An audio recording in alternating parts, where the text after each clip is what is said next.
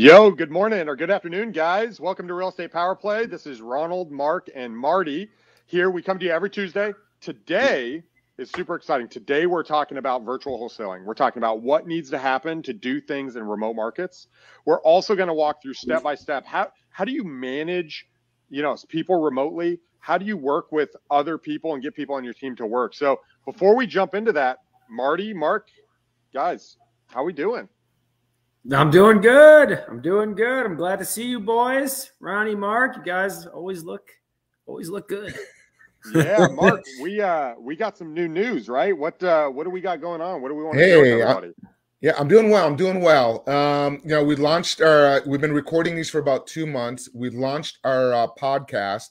So they're actually on all the podcast platforms. So please, pause this video if you're watching it on a rerun, but go to your podcast app and do a search and search Real Estate Power Play. And please subscribe and leave comments if your podcast allows you to do that. And everybody that's done so in the past few days, thank you so much for doing that. I really appreciate it. It really helps us, to try to get rated as one of the top new podcasts out there. So thank you guys. And please subscribe. And any feedback or comments that you want to hear, be greatly open to it, or if any topics that you want. So yeah, we're definitely excited. Awesome. So, guys, obviously we're talking about virtual wholesaling. A lot of us do things over the phone. We're talking. Marty, give me an update of this last week, man. Tell me about yourself. What does that look like? What did it allow you to do? Obviously, we're going into holidays. Man, what do you got going on in your world?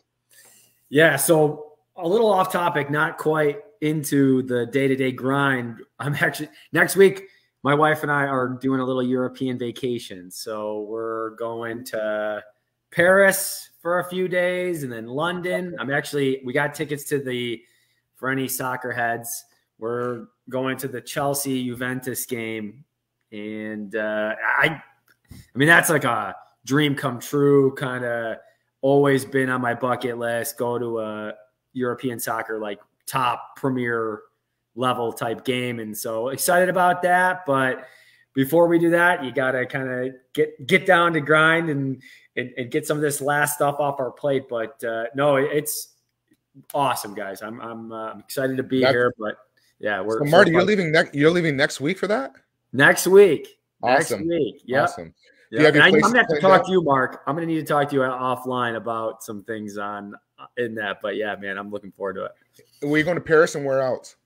So we're going to Paris, and then from Paris we go to London, and then from London go to Amsterdam, and then back to Paris, and then we'll be there I think it's about 12 days. So not too long, not too short, but my only little scary kind of thing would be that. So a couple of weeks ago I had COVID, and apparently you can test positive for 3 months. So I might be hanging out there for an extra 10 days, which wouldn't be the worst thing in the world. But that's, Matt, if you're listening, my partner, we'll figure it out, buddy. Well, that's what we're going to figure out today is if you do get stopped 10 days, you'll have all the tips to do it virtually, bro. Just change your time. Look forward to it, guys. I'm here to watch you two guys. I got two of America's best, in my own opinion, virtual wholesalers in their unique niches. So I'm here to sit back and listen to you guys. So this is gonna be great. Speaking of virtual wholesaling, I'll tell you a real story. This happened. So we were supposed to close on a deal virtually last month up in New England, up in Massachusetts, and the title company, the girl that we've been working with, she's been sick and she's been in the hospital, and I don't really know what happened to her. And we had a tenant buyer that was going to take the property over, and the ultimate goal was going to be November 1st, but we didn't close on it yet because this whole situation happened. So, a couple of weeks ago, we communicated, hey, you guys can't move in until probably November 15th or whatever. These guys went in and squatted and moved on November, like on Thursday or Friday. We don't know how many days they were in there. So I had somebody else going in there, getting an inspection because we need some work done on the roof.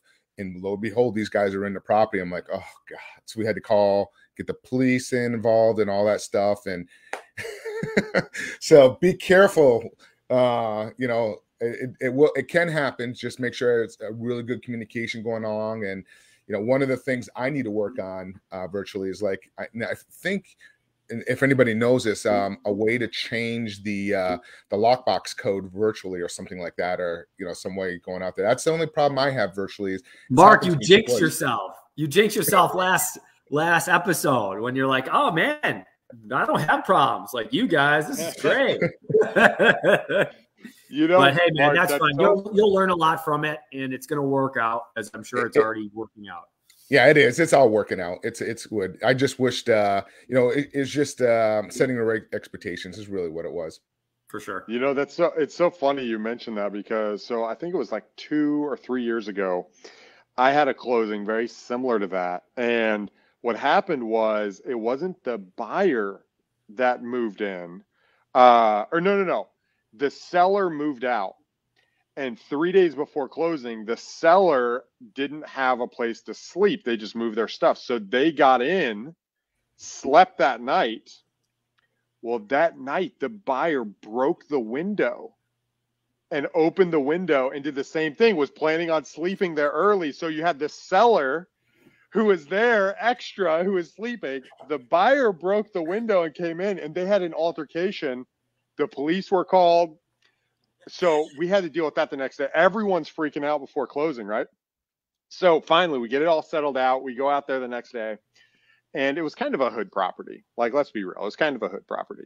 And so closing happens. We get paid. I'm actually, we end up wholesaling the property, and we wholesaled it. Okay. And my dispo guy at the time was handling it all. He was actually on the ground, boots on the ground there. He was in the location, working with everybody. And he goes to bed at like 9:30, right? So he goes to bed 9:30. He wakes up at 4 a.m. every morning. I call him at 10:15, right? The day it closed. And I feel terrible. If he's watching this, he's laughing. I go, hey man, I call him by his first name. He's like, dude, what's up? Like, I was like, bro, Tuskegee is on fire. He's like, what? He's like, no way. What are you talking? Dude, I totally woke him up. Oh, no. I was like, dude, I'm totally kidding. He's like, bro. So about 2 weeks later, I'm at lunch with him, right? And we're at lunch, we're hanging out, and we're at Wingstop. And we're going through, we're doing our one-on-one, we're doing different things. And I leave. And I get a call from a buddy of ours, completely unrelated. I'm on my way back to the office. Like 20 minutes later, he's like, dude, have you heard what happened to Brent? And I was like, no, I was just with lunch with him. He's like, dude, his wife just called me. He got into a major car wreck. Oh, I was like, what the freak? What are you talking about? So I'm freaking out, right? Like, dude, he's on his way to the hospital, blah, blah, blah. And Brent was on the line. He's like, gotcha. And I was like, dude, you're killing me. Anyway, so that's some of the fun stuff we have with that. Is awesome. That's good stuff. So virtual wholesaling, you do have some hiccups along the way, but I mean, these things can even happen in your backyard. I'm sure, Marty, you don't do virtual wholesaling, but I'm sure you've run into situations like this. Oh, sure. I mean, it's part of the deal, guys. I mean, you don't want to, but punches in the face occur. It's how you respond, right? Yep. I always say that you can curl up in a ball, but you got to get out of that ball within 30 seconds. So you can curl up in a ball and be like, but after about 30 seconds, get up and respond, take action. And typically, if you're moving forward, the right things happen for you. So yeah, it happens, guys. And in real estate, and in real estate, I think that we need to know is if it can go wrong, it will go wrong. And so if you can anticipate and know, okay, every time something happens, okay, this happened. How can I prevent that from happening? And then start setting up systems, because there's not going to be a perfect thing for everybody starting out of the gate. You're going to start happening, and there is, hey, these are the normal things that need to happen in a virtual deal, which we'll talk about. But as you run into problems, notating that and being like, okay, here's how I can fix that in the future. And being able to constantly be forward thinking, I think, is just a key, especially to virtual wholesaling, but this business in general, because if it can go wrong, a lot of the times it was the wrong expectation, and you can just adjust that expectation with the parties involved. So, Mark, kick us off, man. What is virtual wholesaling? Like, when we talk about doing deals virtually, let's just kind of start from a 50,000 foot view. What do we mean when we talk about, and not just wholesaling, like doing deals virtually? Let's be more clear there. Doing deals virtually, not just wholesaling. Yeah, exactly. Because I have, I just took down 11 doors or 11 units, and that was virtual. But I'm holding that one, for that particular one. But that is the exact same thing. So virtually to me is like, sitting here in front of my computer, running the numbers, doing my day-to-day business operation remotely. I was in Europe and in Italy for 3 weeks, and I closed 8 deals when I was over there. And that was virtually, but yeah, that's, you're just on the phone working. You got to put it together, a team of like boots on the ground, the BPO company that we both use, highly recommend. So you just kind of have to put your systems in place and really boots on the ground. And what I found is really, JV, joint venture partners. Like some of these deals, they came to me and I went and gave up a big percentage of the deals just so I have a good relationship with a JV on the ground. So that's kind of what I do. I'm not greedy in my deals. I'd be more than happy to kind of, give some of it away, as long as they're on the boots on the ground and they're going to handle a lot of the legwork, where, from my end, I'm doing all the financials, the number crunching, the deal analysis, the comps, my whole entire system, and then constantly communicating with whoever the JV is, or the boots on the ground, if you will. That's kind of from my point of view. How about you, Ronnie? How would you describe that? Yeah, I think from just what you said, it's a remote aspect. You're on the phone, you're in front of your computer, you're not at the property. Right? I think that's the core element. It doesn't matter if the property is 2 miles away or if it's 1,000 miles away, right? Like, the idea is that you're not there. You know what I'm saying? Like, I don't have to run and put the lockbox on the house, right? That would not be doing a deal virtually.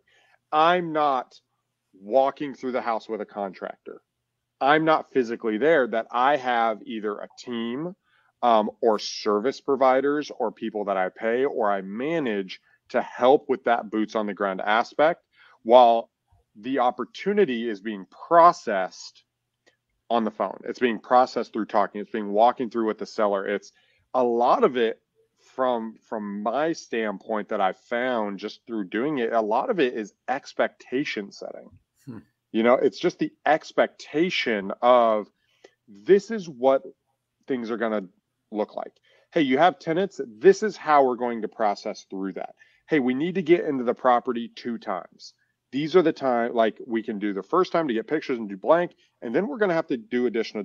Like, a lot of virtual doing deals is expectation setting on what people can expect when your team comes out, because they're just there to do a job, right? Like, they're just there to put a lockbox on, or just, they're not going to negotiate with the seller. And so that to me, virtual wholesaling is not being present at the property that you are working in the moment, and being able to go from marketing to contracting to due diligence and inspection to purchasing, even from a notary, to managing rehab, to prepping the sale and working with the agent, to listing the property, to showing it to buyers, to closing the back end, all without needing to be at the property or at a specific location. To me, that is virtual wholesaling. Marty, would you like to add on to that? I think that's just absolutely, that's so good, Ronnie, because I think it is expectation setting. I think a lot of new investors are afraid to lose a deal because they're trying to make sure that its expectations are being met and set. And you kind of gloss over things when you first start because you're just so excited to get that first deal. And that really isn't, it really is how to make a successful deal, is to set expectations. Because if you do not, your seller, right, is going to, there's going to be an issue that comes up throughout the process. And if you can do it from the beginning, it is going to make your life so much easier. I know that it might be a little tough in the beginning to have that conversation with the seller, but if you do, and you should, your life will be so much better. So that was perfect. I think expectation setting is key for any wholesaling. So that's it, but even more so virtually. Yep.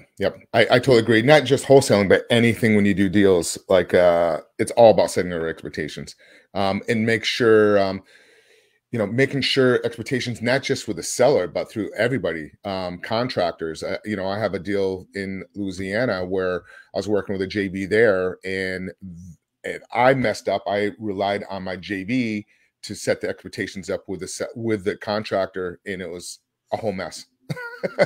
But it was a learning experience. It's just like, I thought I kind of delegated, this is what it is. And from our initial call that we had, we're on the same page, but then the communication between the JV partner and the contractor kind of dropped the ball, if you will. So now we have another deal we're doing where I'm okay. When you're there with them, I want to be on the phone with you, and we kind of do it together on a phone conference. So that, that's just kind of the learning process, if you will. So even though you have a system in place in some areas, with different JVs, you step back sometimes because some JVs are better at it and they can just handle it. You tell them what to do, they'll run with it. Some JVs, you kind of have to hold the hands a little bit more. And some JVs also might be a little bit overwhelmed with so many deals coming in. So you have to kind of make sure, as you doing it virtually, that you're managing your JVs and you're managing everybody correctly. And I'm sure, Ronnie, you've had the same situation where you manage people differently based off of their work ethics, if you will. Yeah, there's really, what I've found, there's two ways that I've thought about managing. There's the macro, right, where it's like, hey guys, you're going to make mistakes. Like, these are the core things that need to be done, and you kind of have a macro management. And then there's the micro management where you need to, hey, did you get that? Did you get that? Did you get that? And it really comes not so much to what I want to do, but how the other person responds, right? There's some people who operate better by being micromanaged until they understand it. And there's other people who want the macro level, like, hey, we need to get this stuff done. Like, let me know when you need something. And so, but a quick tip on expectation setting, because I think this is overlooked. Quick tip when you're setting expectations, don't just do it at the beginning, right? Don't just have a call and set the expectations and expect it. I like, in my company, what we do is we do a set the stage, and a set the stage can happen in any of the following moments: at the very beginning of the call, in the middle of the call to clarify what's been said, and then at the end of the call, or at the end of talking, as a summary as well. Hey, this is what the next step's going to look like. Are we clear on that? And what you're doing is you're talking about the issue, you're re-summarizing the issue, and then you're re-summarizing the issue again and going over. Like, don't just allow it to be one thing. Like, say it over and over and let people know, the next time we're going to talk, this is what we're expecting. A little tip on that. One thing I learned many years ago is, part of that communication, have them repeat it back to you, so you make sure they understand that in that communication aspect of it. That's huge. Marty, let me ask you a question. I mean, you guys work with general contractors all the time. I'm sure you're not out there micromanaging them. Tell me about how that looks for you guys. Sure. No, and just a quick thing on Ronnie and Mark, your point. I think when you are doing that, when you're consistently setting expectations, you're actually reclosing is really what you're doing. You're constantly closing them back to making sure that you're in this deal with me. And I think that it gives them a sense of relief to consistently be reminded, oh, okay, yeah, this is what's going on. Okay, that makes sense. Again, people don't sell properties every day. These people that have homes don't sell properties every day. This is the first time. It's very emotional, and there's a lot going on. We do this daily, so we have to remember we're coming to this person. They're hearing it for the first time, even though we probably said it 100 times. They're hearing it for the first time. So you got to remember that. In regards to general contractors, you kind of got to be a general contractor, right? You want to kind of talk the talk. You want to be someone that, at least in my opinion, the way that we do things here, my partner, Matt, who is just an absolute beast, and this is what he does daily. It's connected, right? With contractors, I think it's a lot about the rapport. you know, if you go right into it and just start barking orders, it's not going to go well. Not that it ever goes well if you're barking orders, right? But they're a interesting bunch, right? Contractors, there's a certain way about them. They're maybe rough around the edges, but I believe that it's a really big relationship portion with this. You really want to, like Matt does this great. He's really good about like just shooting the shit with these guys, talking to them, listening to the concerns of the job, and hearing them out, but at the same time being firm on what our needs are and making sure that those are met. But I think it's definitely a relationship. You're not just somebody who is going to be pointing and saying go with contractors. You really want to be a teammate with them, and so that they're a part of the culture and that they're part of like, hey, we all have a mission, and here it is. So I think if you bring them in instead of just saying, oh, I know contractors, they're all the same, I'm just going to treat them like this, it's not going to go well. So just treat someone like a human, and typically that works out pretty well. Very good. Very good. Somebody had a question. I don't want to get everybody's opinion on this. I'll start out with my opinion. Do you think when starting out, you should be virtually? My personal opinion, I don't think you should. I think you should start out in your backyard, maybe work with somebody, or find a mentor that has experience virtually, so you can kind of lean on them. But if you're not finding a mentor and you're kind of doing your own, I'd recommend, touching and feeling a property so you have an idea and learning. It's going to take you a couple of deals to learn the experience and what to look for. And if you don't know what to look for, and it might be a little bit more challenging for you doing it virtually. Or just find a mentor or JV partner to work with that has that experience and kind of learn from them. That's my personal opinion. Ronnie, what's your opinion on that? Yeah, I think when you're starting out, I do think you have an edge if you do it in your local market. I think the learning curve is easier because you can do all the stuff yourself. Right? You're not having to pay people to do things. You're not having to try to build relationships. You're not trying to have to figure out the market. And all of that lowers your credibility, where if you can go, that personal element makes up so much of the credibility that just makes it easier. So if you can, I would say definitely local market is a great place to start, and it's a great place to learn. However, that being said, you can start virtually. Right? You can start, like if you and your brother want to get into real estate and you guys grew up in Kansas and you live in, Tennessee, right? Like that might not be a good example, but you can go and do it virtually, right? You can jump on the phone and learn and talk the talk and really just learn how to have that local lingo. One of the other things virtually that you do have to overcome that we talk about internally is different areas have different cultures, right? If you call into New York, I can't tell you the difference between talking to a New Yorker and a Texan. It is a completely different conversation. The difference between a Texan and someone in Michigan is completely different. Just the way the culture is so different. So I would definitely, if you can, start driving for dollars. Honestly, drive around and just look at houses, look at the roofs, look at the fascia, look at the windows, look at when you get a house, if you can see what a water issue looks like, you can talk to a buyer about it, right? Like having that at least a part of your repertoire, even if you don't stay there, is so helpful because you have firsthand experience. You can look at it, and when someone's telling you something, you're not just taking their word. You're able to be like, is it like this? Or that is such good. That's why it's so amazing if you start before you do wholesaling as like legit a contractor, because you can you have a huge leg up on interacting with real estate. That's amazing. So Marty, what do you think? Yeah, I think it's one of those where if you have no other option, I think first of all, I think you should virtually wholesale.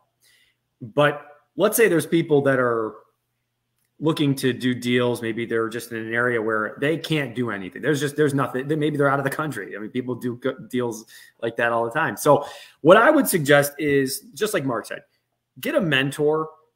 And how do you get a mentor in something like this is, if you have the means, yes, you could pay, right, to do that. But you could also just really want to work with someone. Like if you join that local Facebook group, that's a real estate investor group, you'll be able to find pretty quickly who are people that do deals and who do not. And you can just start offering value. And how you do that is not by saying, hey, I want to pick your brain and learn how to do this. It's, hey, I know you talked about needing help with your social media, or, hey, I know that driving for dollars is tough. Is there an area that I could just go through the maps and just start looking and start driving for dollars online for you and just finding stuff that looks like it's got a bad roof or just looks like it's disheveled? Or can I call the county on your behalf and start ordering, XYZ lists for you, and start putting yourself out there? Typically someone like myself or a Ronnie or Mark, we can give you a little direction, right? We don't want to have to think too hard about what you should be able to do. So maybe give some ideas for us, right? But yeah, I would say if you're someone who says, hey, I need to virtually wholesale, then join that local Facebook group and start networking within there. Find somebody who you trust that is doing deals and start talking to them and providing value and saying, I can do XYZ very well. Can I help you with these things? And go from there. Yeah, and I love that. I think another tip on top of that with what you're saying to go along is, if you show them in an indirect way that you're doing activity, is really helpful. And I'll give you an example. If I do this with people that I've sold properties to in certain areas, where I'm like, hey, I'm talking to a seller right now, right? Like go in a group like, hey, I'm talking to a seller right now. I'm not sure if it's a deal, but I think it is, right? This is where it's at. What would you think? And you don't even have to jump on a call with them. You could just say, I've got something in this area, here are the numbers. Do you think it fits? And what this does is it communicates that you're a person who's action oriented. And that's what I'm attracted to. Right? Someone who's like, hey, I need some help marketing, like that. I'm just like, it's really hard I don't know if you're going to do anything, right? I want to know if you're going to take action. And so just being and starting some conversations, even if the numbers are way off or whatever, and just saying, hey, you know what? I'm in this city right now. I've got a deal on the table. Here are the numbers. This is their situation. Is this something I should even be looking at? Dude, to me, there's so much indirect communication there that is so valuable. That's how I would go about that's actually how I go about connecting with other JV partners to sell deals. I'll be like, yo, I got this like over here. I'm not thinking about going to Detroit. I'm looking at a deal in Detroit right now. What do you think? Oh, dude, stay away from that area, blah, blah. Oh, dude, I super appreciate it. If I did buy in the area, where should I be?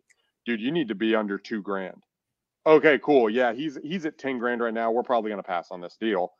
I established a relationship, and it's a credible one. So, yeah, I just want to piggyback off of that, because both of you guys are saying some great stuff. And one of the things I always do, and just in case if somebody's new to get into it and they're looking to work with a mentor, I always ask them questions, because a lot of times people are lost and they don't know where to go and where to start to bring value to a mentor, to somebody like that. So if you're not sure, speak to a mentor and be straight up. What can I do? Tell me what to do, and go out there and do it. And I do that to some people. I'll listen to them, find out what their 9-to-5 job is and how they can find deals while they're working in their 9-to-5 job, and go there. And then tell them, like you mentioned there, Ronnie, driving for dollars, networking, different ways to try to find and locate deals. And I'll let them go. And if they go out there and do it and they come back, great, I'll work with them. But there's been a few times where, they'll go out there and they're not showing that ambition and going out there and running around. So, if you're not sure, ask a mentor. But the biggest thing is just don't ask them, hey, tell me a little bit about this. You have to bring value where it benefits everybody involved in it. Yeah, like that's a great idea, Mark. Giving somebody an assignment, right? Are they gonna do the assignment and get back to you with it, right? That's gonna be a good indicator on if there's someone that you want to work with. But again, guys, some people are still probably not sure. Well, how do I add value, right? How do I add value? Well, you really need to think about what you do well, and be creative. I think being creative and even I'll tell you what works for me. Compliment my video, right? How about you like it? Huh? Maybe a comment on it, right? People all the time go, hey, I saw your video. I go, where's the like? No like? So, play into people. They want to have these little things. This works for me, may not work for Ronnie, but it will work for me. So little things like that are going to help you. Start being a fan of someone. Start really taking interest in them. And that alone could help you get a deal or help you get a mentor. Well, let's take this in another direction now. Let's talk to people that are actually doing wholesaling or investing in their backyard and they want to go virtually. Let's talk about the players a little bit. Like, who do you need on your team to be able to go virtually on that? Ronnie, you want to speak about that a little bit? Yeah, the very first thing that you want to do, or the very first thing that I did, let me put it, in my opinion, is start trying to figure out how to transition your conversation from I'm coming out there to getting a agreement over the phone, right? This was my very first, and probably the hardest thing for me was, it's easy to get someone to take pictures for you, right? You pay them $100, someone will go, and then you got to deal with quality of pictures and you got to deal with lock, right? Like, what's harder is changing your conversation and the expectation that the person on the other end of the phone has of you being there. And so that's where I would say that anybody who's jumping into this is, what is going to be your answer when they say, hey, can you come out? Can you come out to the property? Right? Because you're going to do subconscious things, or you're going to say things that indicate to them that you're going to come out, right? Hey, I'm right around the corner. I'm over here. I'm blah, blah, blah, or whatever that may look. And then if they're like, well, I thought you lived here. It's like, oh, no, I'm actually in. You're going to break it up. So being able to have that conversation, I think, is the very first step to going virtually. After that, from a team member standpoint, the next thing that I would recommend is someone who can go out like a runner, someone who can run around and do things for you. This can be someone you pay, like a real estate agent. Real estate agents might not like this initially, but this is what I did. I called real estate agents and I wanted to build a relationship with them and said, hey, I have this deal. I'm wholesaling, I'm doing this. I need someone to take pictures and do this. I will pay you not only to run out and take pictures and do blank, but if I do end up listing it or buying it, I'll represent you. And then when the deal gets done, even if you didn't use them, give them $400 or $500, right? But real estate agents are accustomed to doing things for free, and connect with them. Tell them what you're doing, tell them where you're going, and allow them to be your boots on the ground. Just don't wear them out. Otherwise, you'll wear through people, and then all of a sudden you'll be the guy that you have people running around a bunch. But that would be my very first person on the team, someone who can run around. Mark, what are your thoughts? Well, let's dive into that a little bit. Like, if somebody's looking for a real estate agent, like, how do they find them? Marty, I'm going to ask you this question because you probably understand this. Like, how would you go about finding a real estate agent? And then, do you look for somebody's experience? Or do you look for somebody that's more of a rookie? What are your thoughts there on Marty? Well, that's probably more of a Ronnie question in regards to who would I find for a virtual if I'm not there. But it's always good to work with rock stars. Okay, whether they're rookies or not, you'd like to find a rock star realtor. So maybe what you do, and Ronnie, chime in, please. But maybe what you do is you find the best realtors, and they may not be the guy for you for that, but they might know someone who goes, you know what, I know XYZ who does this. But they're going to refer a rock star in that category, potentially. right? So that's something that I would just say off the cuff. But Ronnie, I'd like to hear your thoughts on that. The rock stars have insight, right? Like the rock stars have an insight into their area. Here's the thing though, a rock star doesn't need you, right? And you need to remember that. And a lot of people, they want to tell their opinion. They want to be like, this is what I think. I'm on top of the world if they're a rock star, right? At least from this is my experience, right? It's like, yeah, you got to do blank and over there and X. And you can get a lot of insight because they know they've worked and they're here. So absolutely reach out to the rock stars. Here's the thing. Rock stars aren't necessarily going to be runners for you unless they believe they're going to increase their business. So what I like to do, I love reaching out to rock stars, especially if I'm trying to understand the market, right? If I'm trying to understand this neighborhood, call the dude with the most listings in that area. Like look up the zone, figure out who the realtor is, call the guy, be like, hey, I got a property here. What do you think? And they'll tell you. If you're looking for someone to help you though, I don't like new realtors because they don't really know and they pretend like they know a lot and they usually are very rigid, right? Like, no, you can't do that, no, right? And they're trying to get business.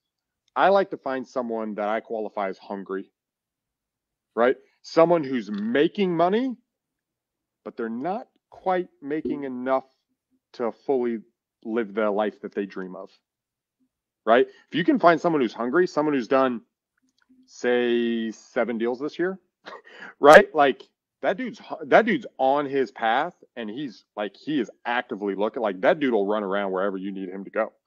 And so that's who I'm looking for, or that's how I approach it, right? So the big dogs, you can get tons of knowledge out of them and insight, and just understand that, right? The insight that they're getting in their marketplace.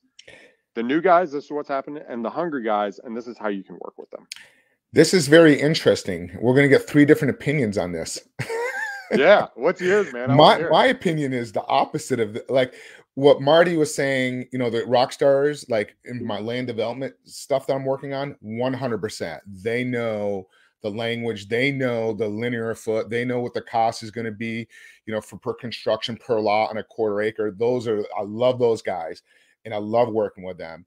But on virtual stuff, I actually prefer the new agent. The reason why is because they just want to get their feet wet and they're willing to take less pay versus the expecting that 6% or the 2.5%, 3%.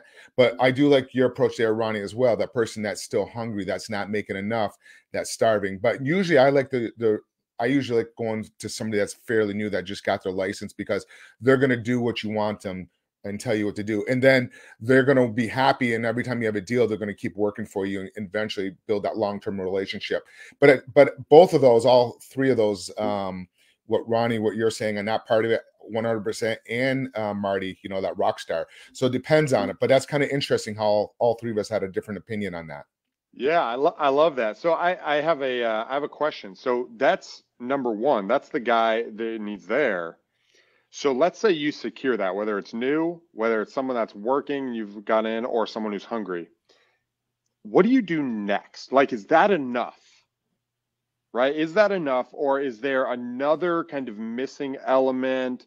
What does that look like? Mark, why don't you kick us off? See, and it goes back to what you're just saying there a second ago, Ronnie. You look for that same person. It depends on how much work you want that realtor to do for you on the boots on the ground. So yes, you may need. So, and my model is I just have that realtor just going out, doing inspection, and then showing the property.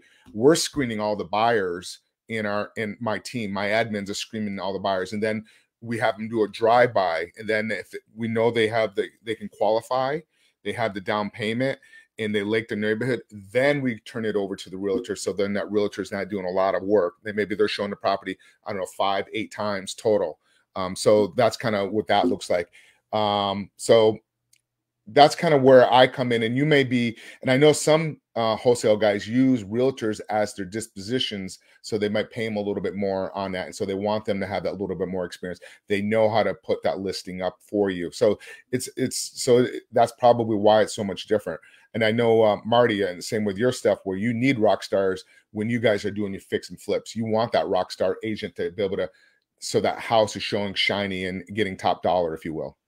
Yeah, and we're very lucky because we have my partner's wife, Amber, who I consider a partner in the business. She is our realtor, but also our interior decorator and designer, and she picks out.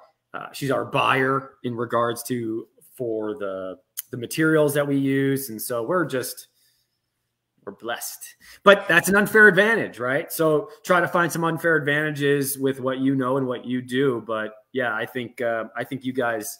I think you're on top of it. So what's next after that, guys, as I sit back and just listen to hear how to do this virtually? So yeah, Ronnie, why don't you answer that question?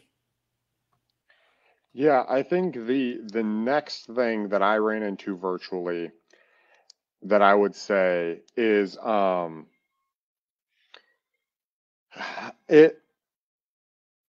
when you're going virtually, you need the runner.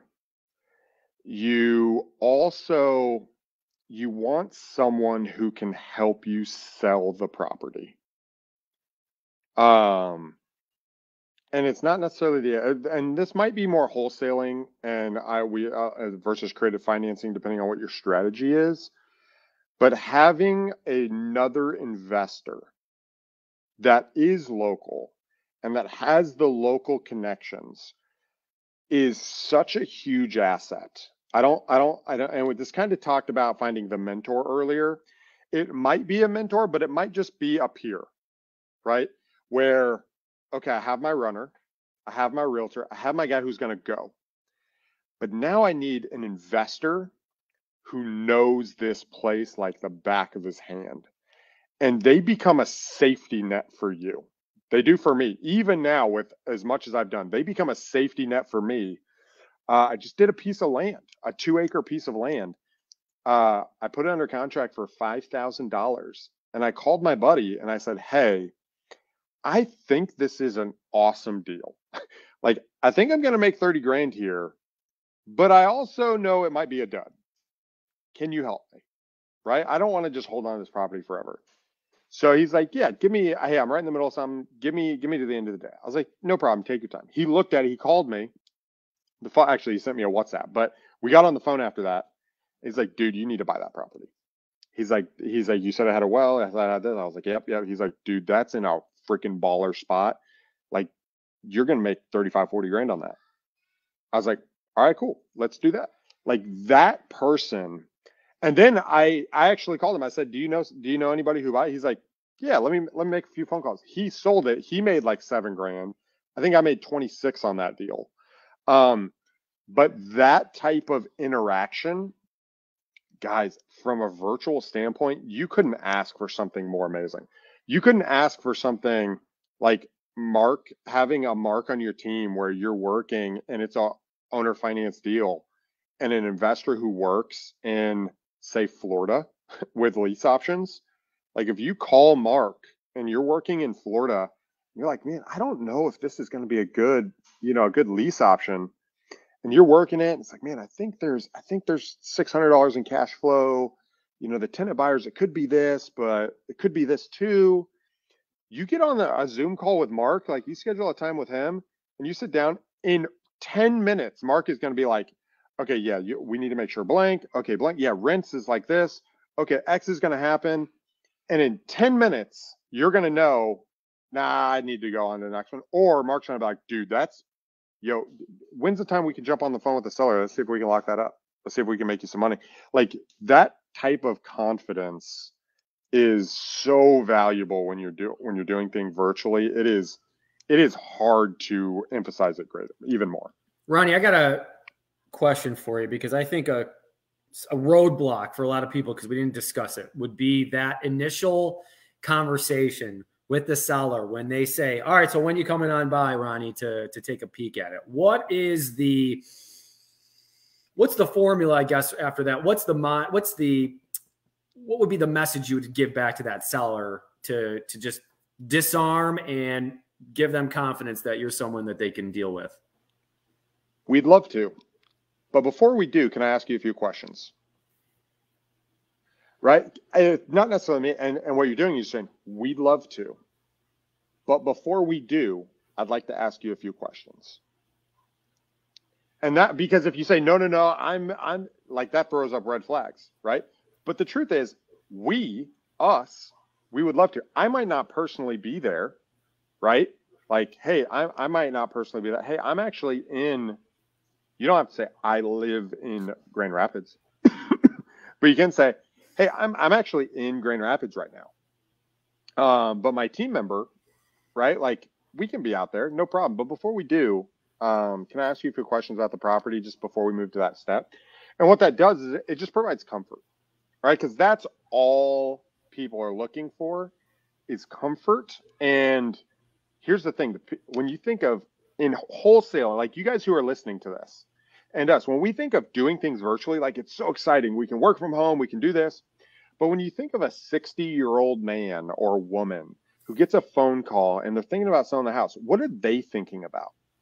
They're thinking about, am I getting scammed? That's what they're thinking, right there. Dude, is this person real? Is this someone who's just a smooth talker? That's like, you just got to think from their perspective. Everyone's telling them, like, be careful, all this stuff out there. You don't want to get your house stolen. You don't want to get ripped off. Like, that's what people are thinking. And so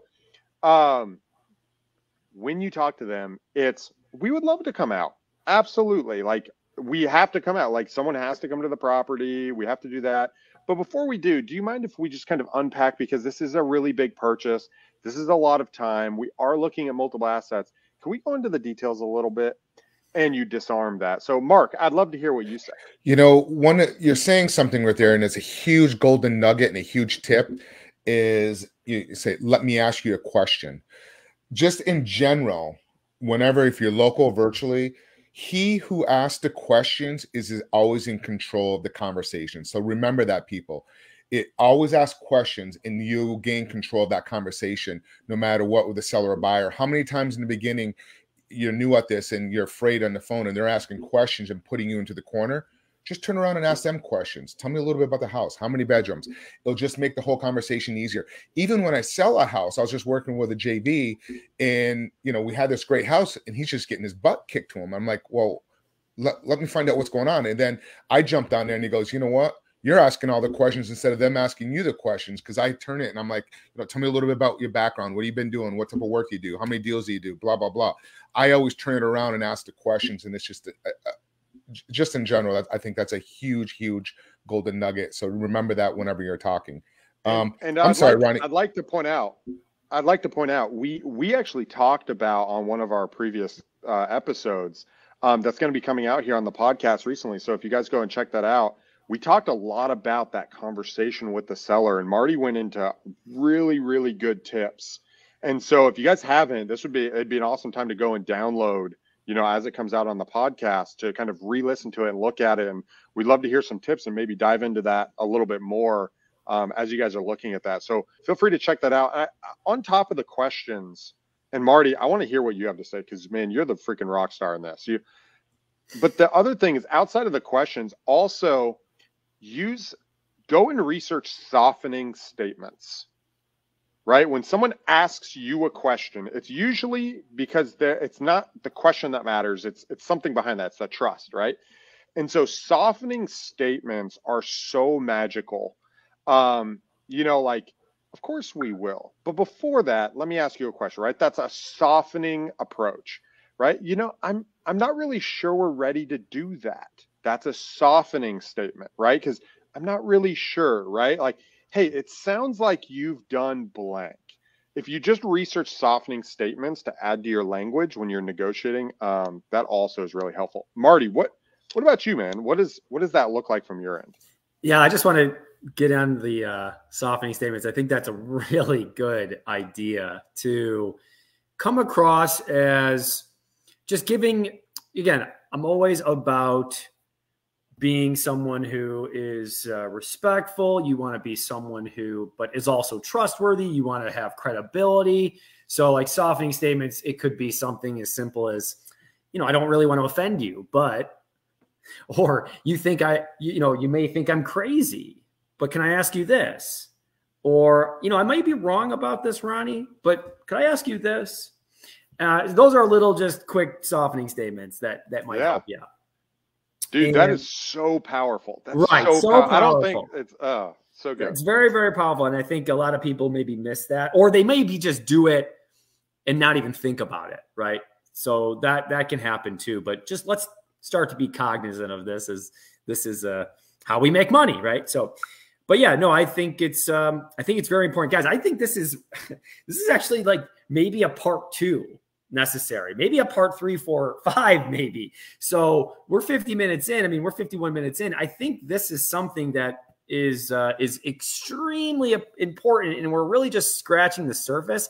I will say this, as listening to this, it's a lot simpler, not easy, but it's a lot simpler than you might have in your head, right? It's, hey, if you're in Anchorage, Alaska, and you want to do deals in Austin, Texas, it may seem crazy because you're so far away, but just these steps alone, deals are getting done. And you're probably doing them better than most people in your market if you're following just a couple of these things that we're talking about right now. So I'm excited, guys. I think this has been a lot of value already.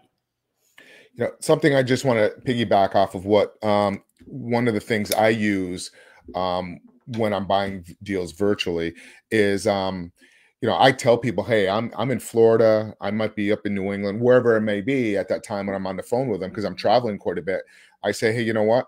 I buy, you know, whatever amount of properties a month. You know, I'm want to do a little bit more due diligence. I do want to send somebody out to inspect a property. I usually going to hire like a, you know, somebody like a BPO, and most of the time those are realtors that will come out and inspect it. And depending on the town, I can't tell you how many times the seller's actually known the person that's gone out to the property, because it's a smaller little town. And that's happened, you know, several times. And it kind of helped a little bit in the relationship. One of the deals I'm selling right now, the guy that's buying it knew the seller that lived there before, and he's been in that house before. So it's because it's a smaller town. So you kind of just make sure that you know, you're involved in having that control of the conversation, setting, again, when we talked about in the beginning, setting the proper expectations all up front on this. So that's a little tip on my end. So that's a really good point, Mark. That's a really good point. Because what I was going to say really quick, guys, is that it's knowing your town too, right? So if you know that Dallas, Texas is super hot right now, I would say know a lot about Dallas, Texas, right? You know, act like you're a part of the community, right? So learn hey, I know that is the best root beer in, you know, XYZ, or I know that, like in Rochester, the garbage plate. You know, you talk about the garbage plate to people and go, yeah, you know, you feel like you're a part of it. They can go, this guy's from around here. Or even though you may not be, and I don't think there's anything wrong with that. It's kind of locking your arms hand in hand with other people in your community and just saying, hey, yeah, you know, it makes them feel a little more comfortable. And it might just be, that's all you need in order to get that person. Sports. I always bring up sports in their town. Sure, absolutely. I love that. You know, when I was in Dallas and I first started 8 years ago, I didn't know Dallas very well, right? I'd worked a normal 9 to 5. I hadn't gone around. So what I did is I bought one of those huge maps that shows every street and all the little stuff. I think at that point I spent like $550, covered my whole wall. And what I would do is when I spoke to somebody, I got up with my phone and I walked over to the map, right? And I knew where that property was. And when I did that and I placed it and I spoke to them on the phone, I found little stuff that was nearby. And I mentioned either the road or that. And I did that for probably 2 years, guys, just for that very thing, where I didn't know a lot of the stuff about Dallas. Like I grew up in Alaska, like, and your thing, I grew up and I moved to Texas and I started doing real estate. Like, I didn't know anything about Texas. I lived there, which was cool. But on that phone call, I was able to walk up and be like, hey, you know, John's Elementary School is around the corner from you, right? Oh yeah, blah, blah, blah. And then all of a sudden they're like, oh dude, this dude's awesome. Great. Well, you grew up on a homestead though, Ronnie, right? I grew up, well, no, I wish I could say that. I just learned what a homestead was, so I had to throw that at you. So I was no, my buddy had a homestead that we went to that was like 6 hours away on like 300 acres, and it was awesome. But I bet. Nice. How long did you live up? When did you said you grew up in Alaska and you left there when? When I was 18. Wow. Yeah, I You left have when I was. still family back there? I do. My younger brother, he's actually coming for Thanksgiving. Lives in Homer. He lives in Homer. My dad owns a place in Alaska and in Idaho. He travels back and forth between summer and winter. And obviously, I got a bunch of friends and stuff up there as well. So It's beautiful up there. Absolutely. I remember I was there in late July, August. It would be like 10:30 at night, and it felt like 7 o'clock at PM, but your body's exhausted and it's still daylight out there. It's pretty yep. wild. And they're out there playing baseball at 11 o'clock at night. Yeah, the sun when it goes down, it just crests behind the mountain, and then it just pops back up, Yeah. which is crazy, right? It just kind of Yeah. So crests. cool. It looks like when cool. the sun's just coming up, it has that, it's not up, but that daylight Yep, is still there. It's that pretty glow. wild. Yeah, Yeah. it's that glow for sure. So, Beautiful. all right. So to finish us out, Mark, do you mind telling them where the podcast is before we go? Kind of where they can find that, what that looks like, and we can wrap up. Whatever your podcast app that you listen to, if it's iTunes, go to iTunes, to the podcast section, just search Real Estate Power Play. Spotify, Google has their podcast. It's on, God, I think about 20 different platforms out there. So whatever one that you use on your phone that you listen to, I think even Pandora, just go to your podcast section, search Real Estate Power Play, and we should come right up there. So please subscribe, and please leave a comment if that platform allows it. So this is a good episode. Absolutely. And, if anybody else wants to talk about different topics, please post it in the comments. Absolutely. And guys, we're running this Real Estate Power Play podcast. It is multiple investors, me, Mark, Marty, Gabe, all around the country, talking about different things that are happening there, all around the country. We're coming here every Tuesday at 12 Eastern time. If you guys have questions, or you want to reach out to us, or you have questions on a deal, we would love to help you, right? We would love to do that. We can set up a time. We can meet with you. We can walk you through what that looks like. And if you guys want to learn, tell us what you want to learn about, and we'd love to talk about that. So until next week, Tuesday, everyone have a fantastic week and finish it strong. Peace.